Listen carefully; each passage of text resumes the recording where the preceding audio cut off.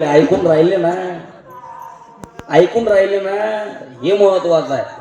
उपकार आहेत आपल्यावर, ऐकणं हे गरजेचं आहे. लोक येत नाही, आले हे उपकार याच्या पुढे आता बंद होईल. बेकार धंदा व्हायला. पहिले रातभर चालले कार्यक्रम कोणताही, मग रातभर येऊन रात्री 2 वाजेपर्यंत आला, 2 वाजल्यापासून 12 वाजेपर्यंत, मग आला 11 पर्यंत. आता 8 ते 10 निपटला कार्यक्रम.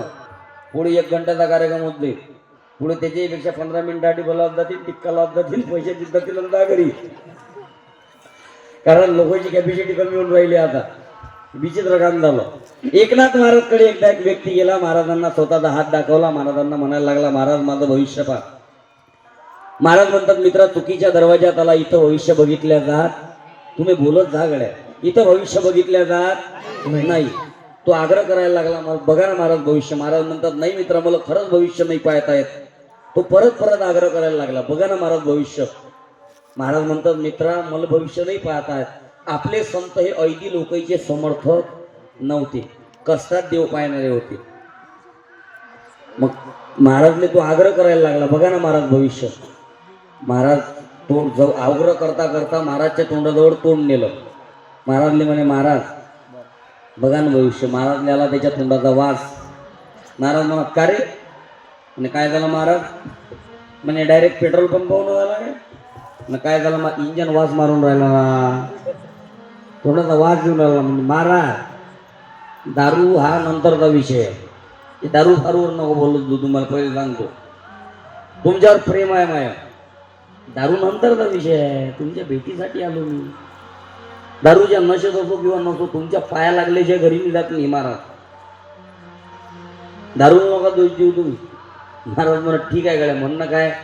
म्हणे भविष्य पहा. महाराज म्हणत, मला भविष्य नाही पाहता येत. त्यानं महाराजचं गलपट पकडलं. म्हणे महाराज इस गाव में रहना होगा तो मेरा भविष्य काही ना होगा. महाराजले आग्रह करायला लागला. महाराज म्हणत, मला खरंच भविष्य नाही पाहता येत. पण गलपट पकडल्यानंतर महाराजले म्हणे, तुमची सुटका नाही. महाराजच्या मतांकडे आता भविष्य सांगितल्याशिवाय याचा पर्याय नाही. महाराज म्हणत, दाखवले हात. पाहिला हात. महाराज म्हणत, का रे हे तर वाईट झालं. म्हणजे काय झालं महाराज? म्हणे मरतच 8 दिवसात. त्याची झाली दारूच उतरली. ते तसंच हँग झालं. एवढं ऐकता बरोबर तसंच निघाला घराच्या दिशेनं पळत. महाराजांना त्याला आवाज दिला, अबे मित्रा थांब. हा म्हणे थांबून करता काय? मरा लागते किती दिवसात? बोलत ना, मरा किती दिवसाला लागते? 8 दिवसात. 8 दिवसात. घरी बायको आहे, लेकरू आहे. तसंच घराच्या दिशेनं पळत निघाला. 1 किलोमीटर अंतरावर त्याचं घर होतं. रोज 15 मिनिटात घरी पोहोचायचा. 2-2.5 तास उलटून गेले होते, पण घरी पोहोचला नव्हता. कारण मरणार किती दिवसात होता?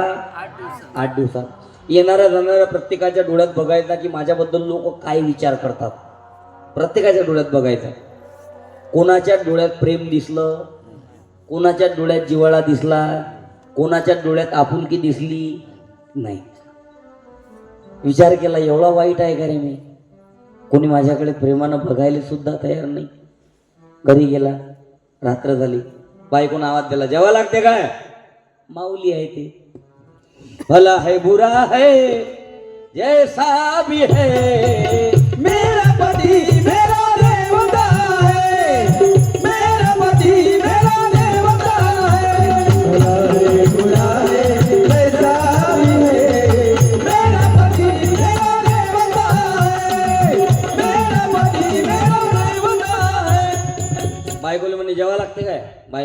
बायकोनं विचारलं जेव्हा लागते काय? म्हणे तूच जीवन घे. आता ज्याला मरा लागते मावच्या 8 दिवसात, त्याला हे माहीत आहे, त्याला भाकर गोड लागेल काय?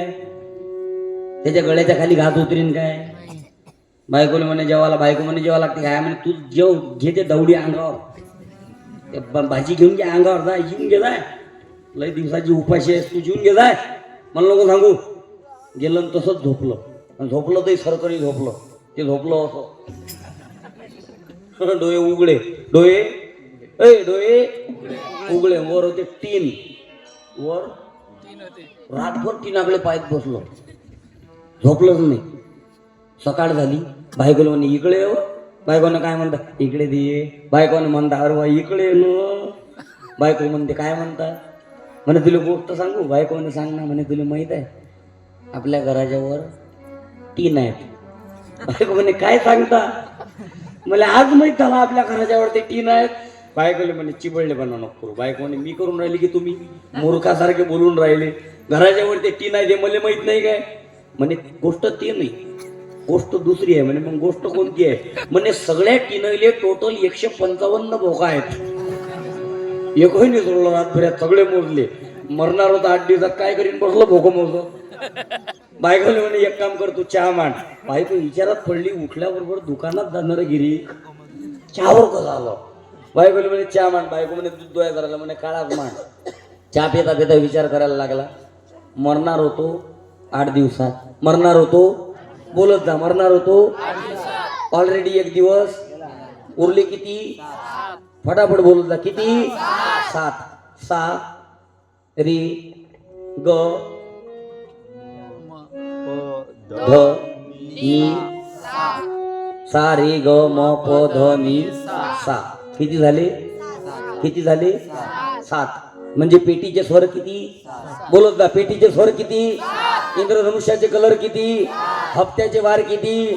सप्त्याचे दिवस किती? लग्नाच्या फेऱ्या किती? फायदा वरलीवाले 7.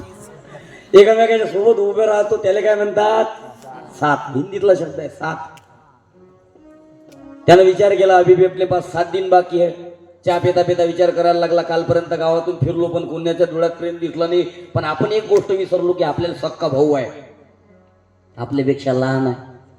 त्याच्याकडे जाऊ, त्याला सांगू की मी गेल्यानंतर मा परिवाराकडे लक्ष ठेवतो. पण लगेच लक्षात आलं 10 वर्षापासून कोर्टात केस सुरू आहे. भावाचा तोंड सुद्धा पाहिलं नाही. असाच इलेक्शनचा टाइम आला, भांडणं झाले, कोणतरी आग लावून दिली दोघीच्या मधात. त्यावेळेस पासून 10 वर्ष झाले. वावराचाही वाद झाला, वाद भडकला, भावाचं तोंड नाही पाहिलं. पण लक्षात आलं की अपने तो अपने होते, कुणाकेर कोण होत आहे. 10 वर्षानंतर मोठ्या भावाचे पावलं लहान भावाच्या घराकडे निघाले. भावाच्या बायकोले, लहान भावाच्या बायकोले मोठा भाऊ येताना दिसला. तिनं सांगितलं तुमचा मोठा भाऊ येत आहे, चेहऱ्यावर राग आहे, डोळ्यात आग आहे, कदाचित भांडणाच्या मूळमध्ये आहे. यानं सांगितलं तो मा मोठा भाऊ आहे, 10 वर्षानंतर येऊन राहिला, तो कदाचित बोलीन, आमचं भांडण होईल, कदाचित वाद होईल, वाद होता होता तो मला झापळ मारीन. पण तू मधात बोलल्याचं, तू बोलली की ते फाटून जाईल, आपल्याला जुळ्याचं आहे. 10 वर्षानंतर येऊन राहिला तू.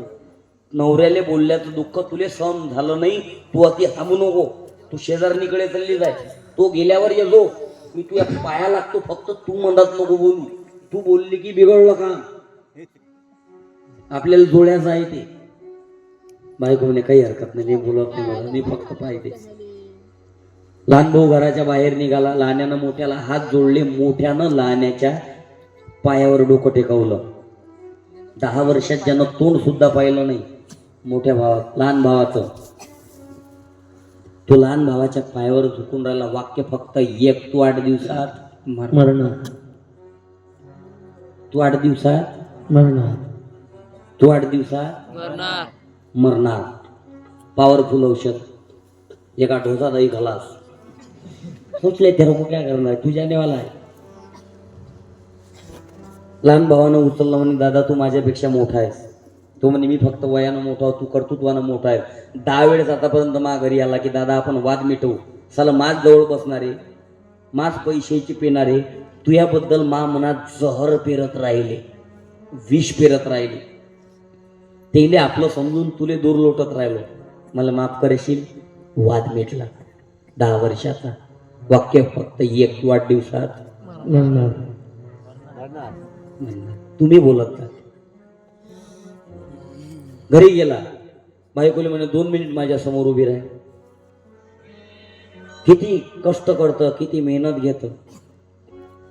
इतके वर्ष झाले लग्न होऊन, कधी कुठं फिरायला घेऊन गेलो नाही, नातेवाईकाच्या लग्नात नेलं नाही, कधी नवीन साडी आणली नाही, बसून 2 शब्द प्रेमानं बोललो नाही. श्रीमंत बापाची पोरगी तू, जिनं कधी घरात झाडू उचलला नाही. मा घरात आली, बिडा उचलला, दुसऱ्याच्या शेतात निंद्याला गेली, पण तू मला सोडून नाही गेली. लोक देवीच्या मंदिरात देवीचे उपवास करतात, देवीची पूजा करतात. माझ्या आयुष्यातली देवी आहेस तू, मला माफ करशील. बायकोली सुचत नव्हतं नवऱ्याचा हा अवतार तिनं कधीच बघितला नव्हता. पण तिच्या डोक्यात एकच विचार आला की मार्केटमध्ये असा कोणता ब्रँड आला की एवढी बेकार चढते. पण तिच्या लक्षात आलं डोळ्यातले अश्रू बघितल्यावर की हे पश्चाताप का ब्रँड आहे, इसकी नशाई कुछ और है. याले पश्चाताप झाला. वाद मिटला. 5 वाजले. लेकरू शाळेतून घरी आलं. लेकराले जवळ घेतलं, डोक्यावरून हात फिरवला, विचारलं बेटा कोण्या वर्गात असतं रे. पोट माईच्या इकडे पाय म्हणे आई. याला काय झालं कोण ऐकल्याने करून वर्गात कोणी असतं म्हणते. यानं पिढीले पाठवलं, पुळीले पाठवलं, खर्याला पाठवलं, दारूला पाठवलं, वर्गात कोणी असतं.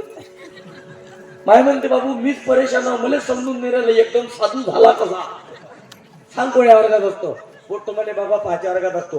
काय शिकवलं बेटा सरांनी. पोट अजून ह्या पोट्यानं वही पेन बाहेर काढली. पोट्यानं सांगायला सुरुवात केली म्हणे बाबा छत्रपती शिवाजी महाराज, बाबासाहेब आंबेडकरांनी, ज्योतिबा फुले या तिघांवर निबंध लिहून आणायला सांगितला. काळ बेटा वही पेन मी सांगतो. पोट्ट म्हणे तुम्ही अभी अपने बाप को हलकड़ मत समझ, तेरा बाप भी लिखा पढ़ा हुआ है. आज तूने सिर्फ तेरे बाप को एक शराबी को नाली में गिरते हुए देखा है. तूने तेरा बाप नहीं देखा आज तक. तुझे पता नहीं तेरा बाप क्या है. तुला माहित नाही बाबू तुझ्या बाप कोण आहे. तर तुझ्या बापाला हलक्यात घेऊन आला तू. काळ पेन बाहेर. मी सांगतो निबंध. तुले निबंध सांगायला सुरुवात केली बापानं. ली बेटा. 400 वर्षाच्या पूर्वी या महाराष्ट्राच्या मातीत, मराठी मुलकात, मराठी अस्मितेवर, मराठी माणसावर अत्याचार होत असताना एका वाघिणीने एका वाघाला जन्म दिला. छत्रपती शिवाजी महाराज.